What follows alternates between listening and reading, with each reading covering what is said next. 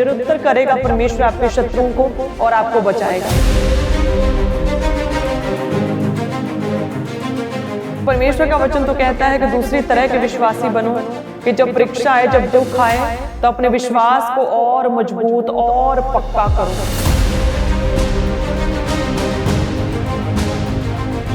प्रभु कहता है तेरा मन कच्चा ना हो, मत डर, ना डर, तेरा मन ना कच्चा हो।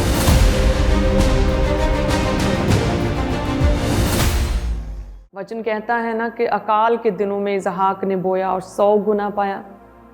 कहते वो इतना बढ़ गया, तब तक बढ़ता रहा जब तक कि वो ग्रेट अति महान पुरुष नहीं बन गया। गरार का राजा कहते उसे जेलसी करने लगा। इतना बढ़ाया प्रभु ने, इतना बढ़ाएगा परमेश्वर आपको कि दूसरे लोग जो है वो ये सोचेंगे, सिर पर हाथ मारेंगे कि ये हुआ क्या। हम तो इसे नीचे धकेलना चाहते थे, लेकिन ये बना क्या, ये कैसे ऊंचा हो गया। इसहाक के समय पर उस समय के राजा जो थे वो जेलसी करने लगे, राजाओं से भी बड़ा इसहाक हो गया। यूसुफ के साथ परमेश्वर ने इस तरह से बात की, इस कदर प्रभु ने उसे ऊंचा किया, इस तरह से प्रभु ने अपनी कठिन गहरी बातों को उसके साथ शेयर किया। उसे ही प्रभु ने चुन लिया सारे भाइयों में से। अपने हेवनली वेज को प्रभु ने उसके लिए ओपन किया, अपने दर्शनों को उसके साथ साझा किया, अपनी कठिन बातों को उसे बताया कि उसके भाई उसके साथ जेलसी करने लगे। हालेलुया। आप वो एक हैं जिन्हें परमेश्वर ऊंचा करेगा। आप अपने घराने में, अपने आसपास के लोगों में आप हैं वो जिन्हें परमेश्वर चुनेगा। जिस तरह से प्रभु ने सब भाइयों में से यूसुफ को चुन लिया और बाकी जेलसी करने लगे। आप ऊंचे किए जाएंगे, चाहे कोई जेलसी करे, आपसे ईर्ष्या करे, चाहे आपको कोई नीचा गिराना चाहे, लेकिन आप ऊंचे उठाए जाएंगे। प्रभु अपलिफ्ट करने वाला परमेश्वर है और प्रभु आपको ऊंचा करेगा। हालेलुया। कोई व्यक्ति, कोई शैतान, कोई शत्रु को चाहे जितना भी जोर लगा लें आपके लिए, लेकिन आपकी ओर जीविता परमेश्वर है, प्रभु यीशु मसीह। वो आपकी ओर है और वो आपके साथ है और आपको कभी भी गिरने नहीं देगा, आपको अपलिफ्ट करेगा। दुनिया आपको निराश कर सकती है, डिस्करेज कर सकती है। आपने जो अपने दुख में उसे अपना सगा मानकर उससे जो अपने दिल की बात की, अपने दुख को शेयर किया, ये सोच के कि मेरा मन हल्का हो जाएगा और सामने वाला मेरी बात समझेगा, लेकिन आपने क्या देखा कि हुआ उल्टा ही। उस व्यक्ति ने आपकी बात तो सुनी, लेकिन साथ में कई गुना बढ़ा चढ़ा कर वो बात आगे शेयर की, आपके दुख को और बढ़ा दिया, आपको ताना दिया, आपको टोंट मारी, आपके दिल की बात को समझे नहीं। आपका दुख कम नहीं हुआ दूसरों को बताने से। हो सकता है कि लोग आपको ना समझें, आपके दुख को ना समझें, आपकी पीड़ा को, आप जिस प्रॉब्लम में से होकर गुजर रहे हैं, हो सकता है कि वो ना समझें आपकी उस प्रॉब्लम को, आपको डिस्करेज करें, आपको जज करें, आपके लिए गलत नैरेटिव सेट करें। लेकिन जो परमेश्वर है ना, वो इतना महान परमेश्वर, ग्रेट परमेश्वर है कि जब आप उस परमेश्वर के करीब आते हैं, चाहे आप कितने भी बड़े पापी क्यों नहीं, कितने भी बड़े नछेड़ी क्यों नहीं, कितने भी पाप क्यों नहीं किए, कितने भी रोगी क्यों नहीं, जब आप परमेश्वर के सामने जाते हैं, अपने दुखों को, अपनी गाथा को परमेश्वर के सामने रखते हैं, अपने पापों को अंगीकार करते हैं, अपने पापों को उस परमेश्वर के सामने मान लेते हैं, तो वो परमेश्वर उस दुनिया की तरह नहीं है जो आपकी बातों को आगे फैलाए, जो आपके अंगीकार को, आपकी कन्फेशन को लोगों के सामने बताए। वो ऐसा परमेश्वर नहीं। वो परमेश्वर यूब के दोस्तों की तरह तो बिल्कुल नहीं है, जिन्होंने यूब को मिसजज किया, ब्लेम किया, उसे कई तरह की बातें सुनाई, उसे पापी कहा, उसे कहा कि तूने जरूर कोई पाप किया होगा, उसके दुख को समझा नहीं, उसे डिस्करेज किया, उसे और दुखी कर दिया और नीचे गिरा दिया। वो ऐसा परमेश्वर नहीं है। आइए देखते हैं यूब 4 अध्याय और उसके 8 में लिखा कि जो फर्स्ट फ्रेंड था एलिपज, वो कहता है देखने में तो जो पाप को जोतते हैं और दुख बोते हैं वही उसको काटते हैं। वो कहता है कि नहीं नहीं, जो तू कह रहा है ना कि मैंने कोई पाप नहीं किया, मैं निर्दोष हूँ, नहीं नहीं, तू ऐसे ही कह रहा है, ऐसा नहीं है। जो दुख बोते हैं ना, जो पाप को जोतते हैं वही उसे काटते हैं। ऐसा कैसे कि तूने किसी को दुख नहीं दिया, तूने कोई पाप नहीं किया, तूने जरूर कोई मिस्टेक की है, तूने जरूर कोई पाप किया है, इसीलिए तू इस कष्ट में है। और कहते उस फ्रेंड ने उसे तसल्ली नहीं दी बल्कि और निराश कर दिया। कहते फिर उसका दूसरा फ्रेंड बिल्दद, वो उसके पास आया, अय्यूब 8 अध्याय उसकी 20 में, और कहने लगा देख, परमेश्वर ना तो खरे मनुष्य को निकम्मा जानकर छोड़ देता है, ना बुराई करने वाले को संभालता है। ऐसा तो कहता है, दूसरा भी सेम कहता है कि ऐसा तो नहीं है कि परमेश्वर किसी खरे मनुष्य को इस तरह से असहाय ऐसी बुरी कंडीशन में छोड़ दे, और ना किसी बुराई करने वाले को प्रभु संभालता है। जो तू इस कष्ट में, इस पीड़ा में है ना अय्यूब, तूने जरूर कोई बुराई की है, जरूर तूने परमेश्वर की दृष्टि में बुराई की है। ऐसा नहीं हो सकता कि परमेश्वर किसी बुराई करने वाले को संभाल ले, और ऐसा नहीं हो सकता कि परमेश्वर किसी खरे मनुष्य को निकम्मा जानकर छोड़ दे। तुझे जो परमेश्वर ने छोड़ा है, तूने जरूर कोई बुराई की। और कहते दूसरे फ्रेंड ने भी उसे पूरी तरह से निराश कर दिया, डिस्करेज कर दिया, उसे तसल्ली नहीं दी, उसका साथ नहीं दिया। फिर कहते कि उसके पास तीसरा दोस्त आता है, सोपर जिसका नाम था, और वो कहता है 11 उसकी 13 में कि यदि तू अपना मन शुद्ध करे और ईश्वर की ओर अपना हाथ फैलाए, और जो कोई अनर्थ काम तुझसे होता हो उसे दूर करे, अपने डेरों में कोई कुटिलता ना रहने दे, तब तो तू निश्चय अपना मुंह निष्कलंक दिखा सकेगा और तू स्थिर होकर कभी ना डरेगा। कहते हैं कि तीसरा भी सेम उसी तरह से कहता है कि तुझसे जरूर कोई ना कोई अनर्थ काम हुआ है, और तेरे डेरे में जो कुटिलता पाई जाती, जरूर तू किसी ना किसी पाप में है, और तूने कोई ना कोई पाप किया है, तू परमेश्वर की दृष्टि में निकम्मा है, तू बुरा मनुष्य है, तूने कोई पाप किया, तेरा मन शुद्ध नहीं, तेरे मन में बैर भाव है, तेरे मन में बुराई बसी है। तो तू परमेश्वर से कह, प्रभु के आगे तौबा कर, और प्रभु तुझे बचा लेगा, तू ना डरेगा। सो किस तरह से हमने देखा कि अय्यूब के तीनों फ्रेंड्स ने उसे मिसजज किया, उसे ब्लेम किया, उसे कहा कि तू निकम्मा है, तेरा मन शुद्ध नहीं है, तेरे डेरे में, तेरे घर में कुटिलता बसी है, तूने पाप किया, तूने दूसरों के जीवन में जरूर दुख बोया है, तू निर्दोष नहीं है। मिसजज किया, उसे डिस्करेज किया। परमेश्वर की दृष्टि में अय्यूब कहते खरा मनुष्य था, सीधा था, परमेश्वर का भय मानने वाला और बुराई से दूर रहने वाला मनुष्य था। हो सकता है कि लोग आपको मिसजज करें, लोग आपके लिए गलत गलत नैरेटिव सेट करें, लोग आपकी बुराई करें, आपके आसपास के लोग जो आपको लाइक नहीं करते आपके बारे में बुरी बात करें, लेकिन मायने ये करता है कि परमेश्वर क्या कह रहे हैं। तो दुनिया कुछ भी कहे, कितना भी आपको गिराना क्यों ना चाहे, आपके रास्ते में रोड़े क्यों ना अटकाए, आपके बारे में बुरी बातें क्यों ना करें, यदि परमेश्वर आपकी ओर है तो आपका विरोधी कौन हो सकता है। यदि परमेश्वर आपका युद्ध लड़े तो भला कौन जीत सकता है। जो परमेश्वर हमारी ओर है वो उनसे बड़ा है, उनसे बढ़कर है जो कि उनकी ओर है। हालेलुया। सो क्या करें, अपनी प्रॉब्लम्स को, अपनी चिंताओं को, अपने दुखों को परमेश्वर के सामने रखें। वो आपकी सुनता है, आपको ब्लेम नहीं करता है। कोई भी व्यक्ति चाहे कितना भी बड़ा पापी क्यों ना हो, जब वो अपने पापों को परमेश्वर के आगे मान लेता है, परमेश्वर प्रभु यीशु मसीह उसे जज नहीं करते, उसे ब्लेम नहीं करते हैं, बल्कि परमेश्वर उसे माफ़ करते, उसे क्षमा करते हैं, और प्रभु उसे चांस देते हैं, उसे नई सृष्टि बनाते हैं, अपने पवित्र आत्मा को उसके जीवन में उंडेल देते हैं।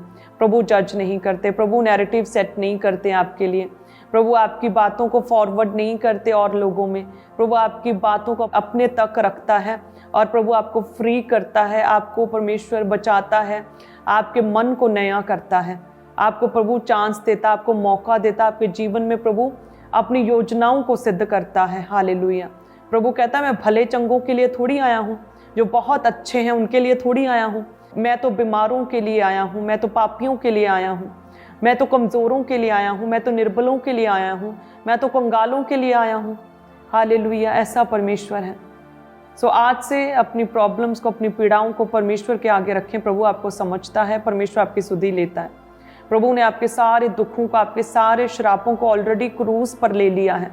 अब प्रभु बार बार क्रूस पर नहीं चढ़ेगा, हमें विश्वास करना है। एक ही बार जो प्रभु क्रूस पर चढ़े, उस क्रूस पर, उस बलिदान पर हमें विश्वास करना है कि यस, हमारे लिए प्रभु मारा गया, गाड़ा गया और तीसरे दिन जी उठा, और प्रभु ने अपना पवित्र आत्मा हम पर उठेला है, और वो पवित्र आत्मा हमारे जीवनों में वास करता है, वो पवित्र आत्मा हमें गाइड करता है, वो गहरी बातें हमें सिखाता। पवित्र आत्मा प्रभु में, आत्मा में बढ़ना हमें सिखाता है।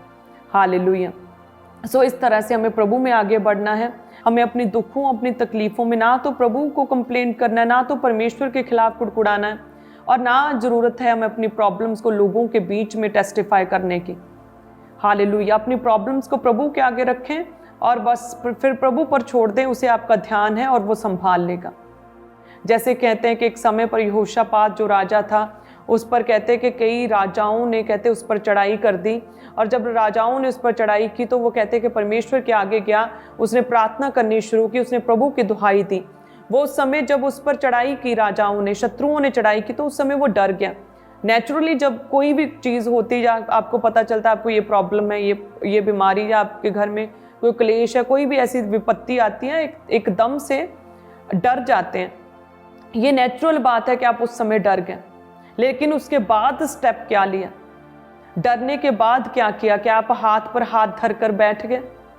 क्या आप स्ट्रेस ले लिया? आप डिप्रेशन में चले गए, अपने आप को कमरे में बंद कर लिया? जो आपके घर में लड़ाई थी उसे क्या आपने और ज़्यादा बढ़ा लिया? क्या आपने उसे अपने मायके में शेयर किया, अपने फ्रेंड्स को वो उस लड़ाई के विषय में बताया? जो आपको प्रॉब्लम हो गई, क्या उसके विषय में आप इग्नोरेंट रहे? या फिर अपने परमेश्वर की दुहाई दी, या फिर अपनी प्रॉब्लम को प्रभु के आगे रखा? वचन कहता है दूसरा इतिहास 20 अध्याय में जब हम देखते हैं तो प्रभु के वचन में लिखा कि जब मोआबियों, अम्मोनियों और उनके साथ कई मुनियों ने युद्ध करने के लिए यहोशापात पर चढ़ाई की, तब लोगों ने आकर यहोशापात को बता दिया। 3 में लिखा कि तब यहोशापात डर गया और यहोवा की खोज में लग गया।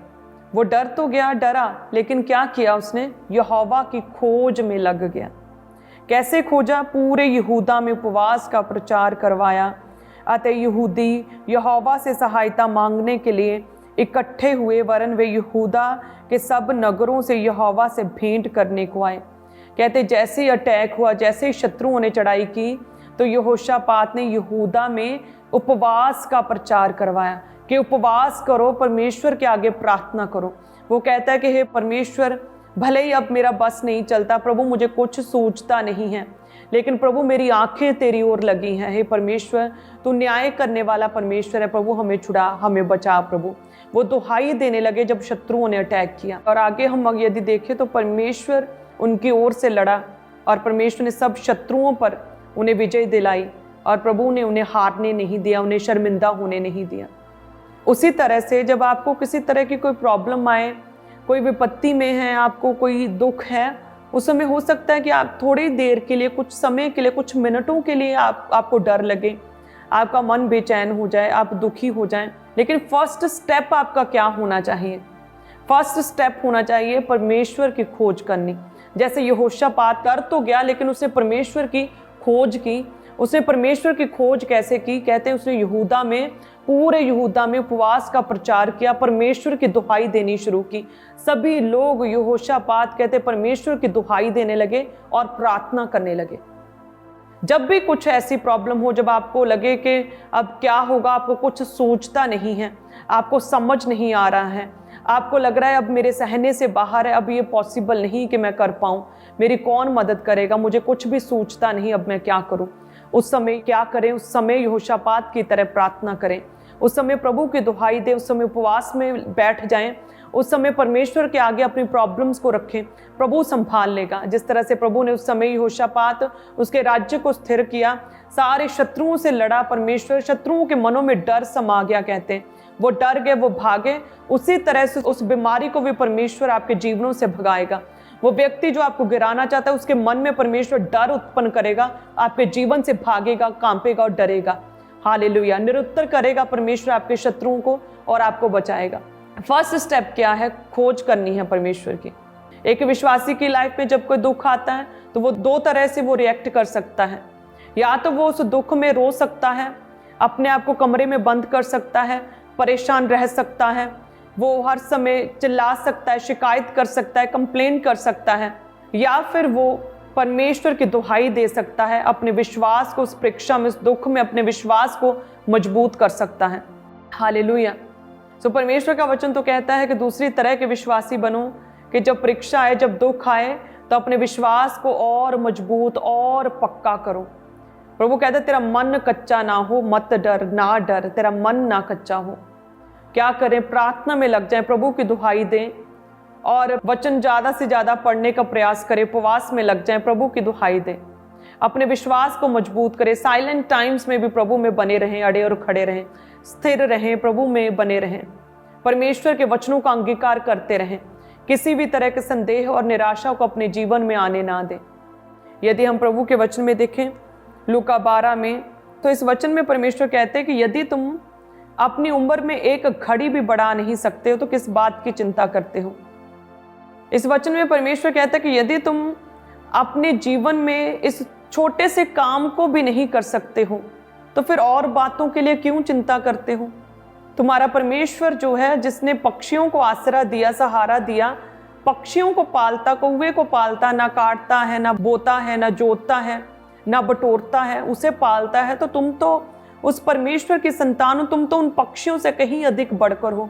तुम्हें परमेश्वर क्यों ना संभालेगा, क्यों ना पालेगा, क्यों ना सहारा देगा तुम्हारा परमेश्वर। प्रभु क्या कहते हैं, किसी भी बात की चिंता मत करो। और यदि हम प्रभु के वचन में पढ़े लूका 12 अध्याय उसकी 29 में लिखा कि तुम इस बात की खोज में ना रहो कि क्या खाएंगे और क्या पिएंगे, और ना संदेह करो। परमेश्वर कहते हैं कि तुम इन बातों की चिंता ना करो कि मेरे पास जॉब नहीं, मेरे पास घर नहीं, मैं रेंटेड घर में हूँ, मेरे पास कपड़े नहीं, मेरे पास मकान नहीं, मेरे पास खाना नहीं, मेरे पास रोटी नहीं। तुम इन बातों की चिंता क्यों करते हो। इस बात की खोज में ना रहो कि क्या खाएंगे क्या पिएंगे, और ना ही संदेह करो, बल्कि क्या करो, क्योंकि संसार की जातियां इन सब वस्तुओं की खोज में रहती हैं।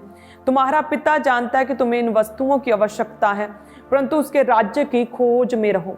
प्रभु कहते चिंता ना करो, ना वरी करो, ना टेंशन लो कि मैं क्या खाऊंगा क्या पीऊंगा, मेरी ज़रूरतें कैसे पूरी होंगी, मेरे पास रेंटेड घर है, अभी तक अपना घर नहीं, मेरे पास अपनी जॉब नहीं, मुझे प्रमोशंस नहीं मिल रहे हैं, मेरी शादी नहीं हो रही, बेबी नहीं हो रहा।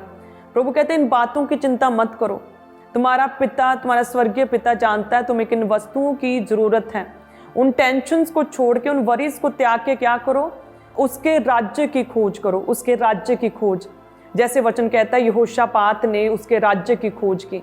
और लूका 12 में भी, नए नियम में भी परमेश्वर कहता है कि मैं क्या खाऊंगा क्या पीऊंगा, इन चीज़ों की, इन बातों की खोज में मत रहो, इनकी चिंता मत करो, अपनी ज़रूरतों को प्रभु पर छोड़ दो। तुम्हारा पिता जानता है तुम्हें किन वस्तुओं की आवश्यकता है, परंतु क्या करो, उसके राज्य की खोज करो।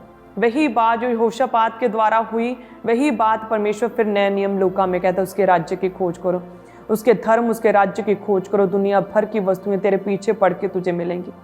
तो उसके राज्य की खोज कैसे करें, प्रार्थना में प्रभु के राज्य की खोज करें, परमेश्वर के वचन के बीच से खोज करें, अपने जीवन से उन बुराइयों को निकालें, इस तरह से परमेश्वर के वचन की खोज करें, इस तरह से वचन को पढ़ें, इस तरह से अपने लाइफ पर अप्लाई करें प्रभु के वचन को, कि वो चीज़ें, वो बुराइयां आपके जीवन से बाहर निकलें, आपका हृदय पूरी तरह से नया और परिवर्तित हो जाए। प्रभु के वचन की खोज करें, वचन से समझे प्रभु क्या कहना चाहता है आपसे, आत्मा में बढ़ें, इस तरह से उसके राज्य की खोज करें, अपनी गवाही को शेयर करें, इस तरह से परमेश्वर के राज्य की खोज करें। प्रभु कहते हैं कि क्या तुम चिंता करने से अपनी आयु में एक घड़ी भी बढ़ा सकते हो। केवल परमेश्वर है जो तुम्हें दीर्घ आयु से तृप्त करता है, ये प्रभु के हाथों में है। बस छोटा सा काम भी यदि तुम नहीं कर सकते तो क्यों चिंता करते हो। क्या चिंता करने से क्या कुछ हो सकता है तुम्हारे जीवन में? कुछ भी नहीं हो सकता। चिंता करना, जेलसी करना, ईर्ष्या करना तो तुम्हारी हड्डियों का साड़ा है। तुम अपने ही शरीर को दुख देते हो, अपने ही आप को तुम कष्ट में रखते हो, अपने ही आप को तुम दुखी करते हो जब तुम चिंता करते हो, वरी करते हो, जहाँ तुम जेलसी करते हो। हालेलुया। इसलिए अच्छा तो ये है कि हम उसकी खोज में लगें, हम प्रार्थना करें, हम उसकी दुहाई दें, हम रोज वचन पढ़ें, यहोशापात की तरह उपवास करें, हम प्रार्थना करें, प्रभु को कहें प्रभु हमें सूझता नहीं, हम क्या करें, हमें कुछ समझ नहीं आ रहा है, प्रभु हमारी आंखें तेरी ओर लगी हैं, प्रभु हमारे जीवन में ये कार्य करें। आप प्रभु की दुहाई दें, प्रभु सुन लेगा, प्रभु समझ लेगा, प्रभु सुधी लेगा, प्रभु अपलिफ्ट करेगा। दुनिया भर के लोग तो यूब की तरह, यूब के फ्रेंड्स की तरह आपको डिस्करेज कर सकते हैं, लेकिन परमेश्वर डिस्करेज नहीं करता, प्रभु जज नहीं करता, प्रभु आपको ताना नहीं देता, आपको टॉन्ट नहीं मारता, आपके विषय में गलत गलत बातें नहीं करता। परमेश्वर क्या है? परमेश्वर संभाल लेता है, प्रभु समझता है आपको, प्रभु ताना नहीं देता है, प्रभु आपको माफ़ करता है, पूरे दिल से परमेश्वर आपको स्वीकार करता है। हालेलुया। आज से अपनी प्रॉब्लम्स को केवल परमेश्वर के आगे रखें, आप देखेंगे किस तरह से परमेश्वर आपको ऊंचा करेगा, आपको अपलिफ्ट करेगा। हालेलुया। जब हम प्रभु के वचन में भी एक जगह पर देखते हैं कि जब प्रभु यीशु मरियम और मार्था के घर में गए, तो जो मरियम थी वो प्रभु के चरणों में बैठकर परमेश्वर के वचन को सुन रही थी, और जो मार्था थी वो सेवा कर रही थी, वो काम कर रही थी, और जब उसने देखा कि मरियम मेरी बहन मेरी मदद नहीं कर रही, मेरी हेल्प नहीं कर रही, तो यीशु के पास आकर वो क्या करती, कंप्लेंट करती है कि हे प्रभु, हे यीशु, क्या तुझे नहीं पता, क्या तू नहीं जानता कि देख मेरी बहन मेरी मदद नहीं कर रही, मरियम ने मुझे अकेला छोड़ दिया, मेरी हेल्प नहीं कर रही, मेरी सहायता नहीं कर रही है। कहते वो घबरा गई और कहते प्रभु कहते मार्था से कि हे मार्था, तुम बहुत बातों के लिए चिंता करती हैं, तू क्यों घबराती है, तू क्यों स्ट्रेस लेती है इतना। मरियम ने तो अपने उत्तम भाग को चुन लिया, उसे पाल लिया है। सो चिंता करने से क्या हम परमेश्वर को प्रसन्न कर सकते हैं? आप काम कर रहे हैं लेकिन साथ में आप चिंता कर रहे हैं। आप जैसे प्रभु के दास कहते हैं ना कि आपको पता है कि आपने चर्च में इस बांस को लगाया, आपको पता है, लोगों को पता है, लेकिन क्या परमेश्वर को पता है? मार्था सेवा कर रही थी, मार्था को पता था, लेकिन क्या परमेश्वर को पता था कि वो सेवा कर रही है? प्रभु कहते तो क्यों चिंता करती? पहले उसने चिंता की, उसके बाद उसने कंप्लेंट की, वो उसका मन घबराया, और देखिए प्रभु का उत्तम भाग परमेश्वर ने मरियम को दिया जो प्रभु के चरणों में बैठी थी। सो चिंता किसी भी तरह से परमेश्वर को प्रसन्न नहीं करती। चिंता करने से आप एक घड़ी भी अपनी आयु में बढ़ा नहीं सकते हैं। चिंता करने से आप अपने जीवन की परिस्थितियों को चेंज नहीं कर सकते हैं। तो क्या करें? आज से प्रभु के चरणों में बैठे मरियम की तरह प्रार्थना में ज़्यादा से ज़्यादा समय व्यतीत करें, परमेश्वर के आगे वचनों के द्वारा प्रभु को खोजें, उसके धर्म की, उसके राज्य की खोज करें। हालेलुया। अंगीकार करें कि आज से मैं कोई भी चिंता नहीं करूंगा, मैं टेंशन नहीं लूंगा, मैं स्ट्रेस नहीं लूंगा, मैं आज से आनंदित रहूंगा। लेकिन वचन कहता है कि क्या केवल चिंता छोड़ देने से सब कुछ हो जाएगा? कि हाँ, प्रभु कहता है कि चिंता मत करो, आज से मैं कोई चिंता नहीं करूंगा, काम बने या ना बने। और आप जी फोन पर लगे हुए हैं, घंटों फोन पर टाइम स्पेंड कर रहे हैं, प्रभु कहता है चिंता ना करो। प्रभु कहता है स्ट्रेस ना लो, चिंता ना लो। और मैं जी टीवी देख रहा हूँ, और अब रात रात भर आप टीवी देख रहे हैं, आप फिल्में देख रहे हैं, आप सिनेमा देख रहे हैं। प्रभु कहते हैं चिंता ना करो, और आप फ्रेंड्स के साथ बातें कर रहे हैं, आप बैठे हुए हैं प्रार्थना के समय पर, अपने काम के समय पर, अपनी जॉब के समय पर आप बातें कर रहे हैं। प्रभु कहते हैं चिंता ना करो, सारी चिंताएं मुझ पर डाल दो। ऐसा नहीं है, पूरे वचन को फॉलो करना पड़ेगा। प्रभु कहते हैं किसी भी बात की चिंता ना करो, और क्या करो? उसके धर्म, उसके राज्य की खोज भी करो। चिंता भी नहीं करनी आज से, और साथ में क्या करना है? प्रार्थना भी करनी है, साथ में वचन को पढ़ना है, ज़्यादा से ज़्यादा वचन पढ़ने का प्रयास करना है, वचन के बीच से प्रभु को खोजना भी है। इस तरह से परमेश्वर कहता है कि चिंता ना करो और उसकी खोज करो। सारी चिंताएं प्रभु को दे दो और प्रभु फिर संभालेगा। हालेलुया। आधे वचन को पूरा करने से कुछ नहीं होगा, पूरे वचन को पूरा करना होगा। कि आज से हम क्या? परमेश्वर के धर्म, उसके राज्य की खोज करेंगे, प्रार्थना करेंगे, वचन को पढ़ेंगे, उपवास रखेंगे, संगति करेंगे, अपने जीवन से बुराई को त्याग देंगे, अपने पापों को परमेश्वर के आगे मान लेंगे, और यीशु के नाम में हम मसीह में एक नई सृष्टि होंगे, पवित्र आत्मा से अपने आप को भरने देंगे और चिंता नहीं करेंगे। सो इस तरह से ये वचन आपके जीवन में पूरा होगा जब पूरे वचन को अपने जीवन में आप इम्प्लीमेंट करेंगे। हालेलुया। सो आज से परमेश्वर का धन्यवाद करें, प्रभु के नाम को महिमा दें, प्रार्थना करें लगातार, क्योंकि वचन कहता है कि प्रभु के सामने से आपकी कोई भी चीज़ छुपी नहीं है। प्रभु क्या कहते हैं कि मैं तेरा उठना बैठना जानता हूँ, तेरे विचारों को दूर ही से समझ लेता हूँ। सो ऐसा परमेश्वर है जो जिसने आपको आगे पीछे से घेर रखा है और अपना हाथ आप पर रखे रहता है। सो देखिए, जो परमेश्वर आपके साथ साथ रहता है, आपके विचारों को दूर ही से समझ लेता है, आपके मन की भावनाओं को जानता है, अलग अलग करके आपके इमोशंस को आर पार करके छेद सकता है, आपके चाल चलन को जानता है, आपके उठने को लेटने की भली भांति छानबीन करता है। वो परमेश्वर जिसने आपको आगे पीछे से कहते घेर रखा है, अपना दयावान हाथ आप पर रखे रहता है। सो अपनी सारी चिंताएं उस परमेश्वर पर डाल दें।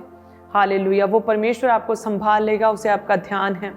प्रभु कहता तुम पक्षियों से तो बढ़कर ही हो, तुम उस घास से तो बढ़कर ही हो, तुम उस सोसन के पेड़ से तो बढ़कर ही हो। प्रभु कहता फिर क्यों चिंता करते हो? मैं क्या खाऊंगा, क्या पीऊंगा, मैं क्या करूंगा, क्यों संदेह करते हो? उसकी खोज करें वचन से, रोज वचन पढ़ें, उपवास करें यहोशापात की तरह, प्रभु की दुहाई दें। हालेलुया। प्रभु आपको छुड़ा लेंगे, बचा लेंगे, प्रभु आपके साथ हैं। हालेलुया। प्रभु आपको ब्लेस करेंगे प्रभु यीशु मसीह के नाम में। परमेश्वर के गहरे वेदों को परमेश्वर के दास के द्वारा जानने के लिए और ऐसी और नई वीडियोस को देखने के लिए हमारे YouTube चैनल को सब्सक्राइब करें और साथ में बेल आइकन को प्रेस करें ताकि ऐसी और नई वीडियोस की नोटिफिकेशन सबसे पहले आप तक पहुंच सके। जुड़े रहें परमेश्वर की हजूरी के साथ। God bless you.